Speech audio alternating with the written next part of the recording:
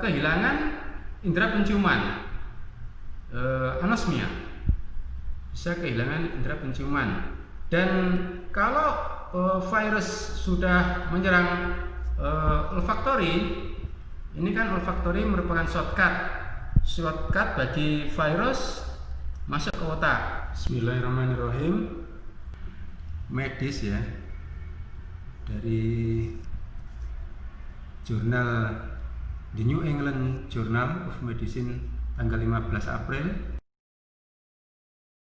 ini mengatakan bahwa dia mengamati 58 pasien COVID-19 yang di rumah sakit di Strasbourg, kemudian Prancis, menemukan bahwa 84%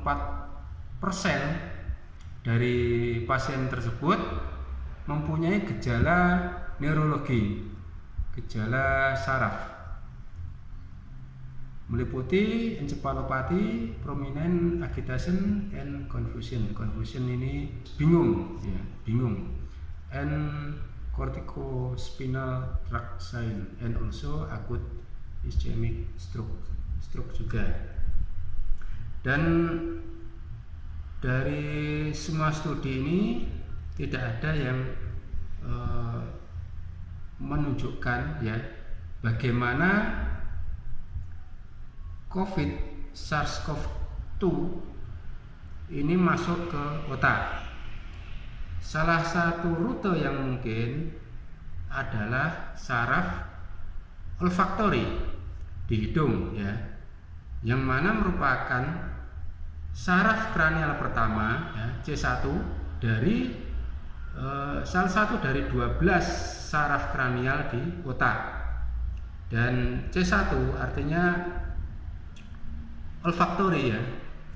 Ini berpengaruh pada epitel olfaktori dan reseptor olfaktori itu sendiri yang bertempat di mukosa di ruang hidung, yaitu hidung Anda. Kemudian saraf olfaktori adalah merupakan shortcut hidung ya bagi virus masuk ke otak. Pada Januari 2015, sebuah studi ya berjudul saraf olfaktori shortcut untuk influenza dan penyakit virus yang lain menuju central nervous system atau sistem saraf pusat, yang dipublikasikan pada jurnal patologi ya.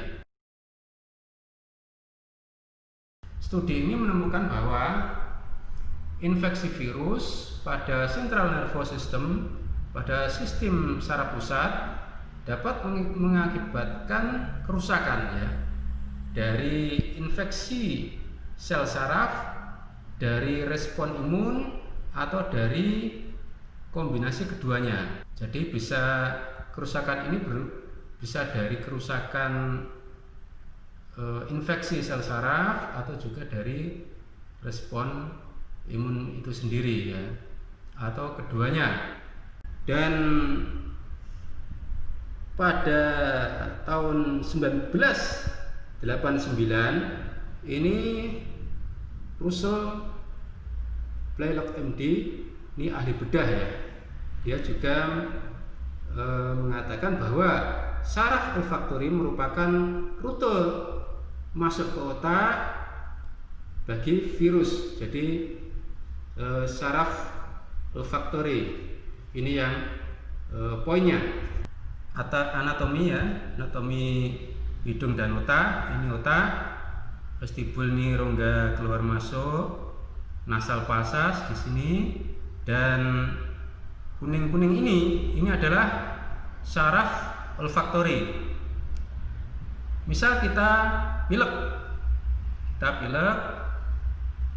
maka secara mekanisme hidung kita itu mengeluarkan virus influenza atau common cold. Ya, kita punya mekanisme, ya, tubuh itu punya mekanisme untuk mengeluarkan virus. Pada saat kita flu, kita akan mengeluarkan virus flu, shedding virus flu, ya. Ini ketika kita pakai masker,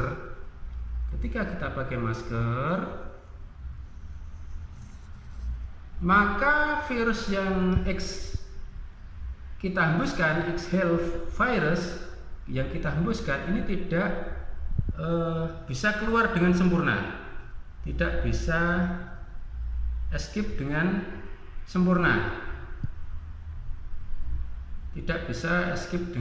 sempurna, ada yang malah terperangkap di masker. Ini ketika kita sakit, ya, kita flu, kita memakai masker, ini yang terjadi akan seperti ini. Jadi hendaknya kita tidak istirahat saja, ya, di rumah saja sampai sembuh. Kalau kita pakai masker, ini virus yang kita hembuskan itu sebagian besar, bisa jadi sebagian besar malahan akan terperangkap di masker karena tidak bisa lolos, tidak bisa lepas, sehingga virus yang dihembuskan hidung akan berkonsentrasi, akan menumpuk di nasal passage. Di nasal passage menumpuk, ya, berkonsentrasi di sini, sehingga karena terjadi penumpukan tidak bisa lepas dengan sempurna karena terperangkap tadi, virus menumpuk di sini sehingga dia dengan mudah akan kontak dengan saraf atau dengan epitelium olfaktori ini dan kemudian menginfeksi saraf olfaktori sehingga bisa kehilangan indera penciuman, anosmia, bisa kehilangan indera penciuman. Dan kalau virus sudah menyerang olfaktori, ini kan olfaktori merupakan shortcut bagi virus masuk ke otak. Ini kalau sudah menyerang ini maka bisa menginfeksi otak, ya. Dan ini yang berbahaya. Jadi kalau kita sakit, tidak usah pakai masker, kita istirahat saja di rumah, sehingga mudah-mudahan bisa cepat sembuh, Dan ada kurang lebihnya mohon maaf, semoga bermanfaat. Wassalamualaikum warahmatullahi wabarakatuh.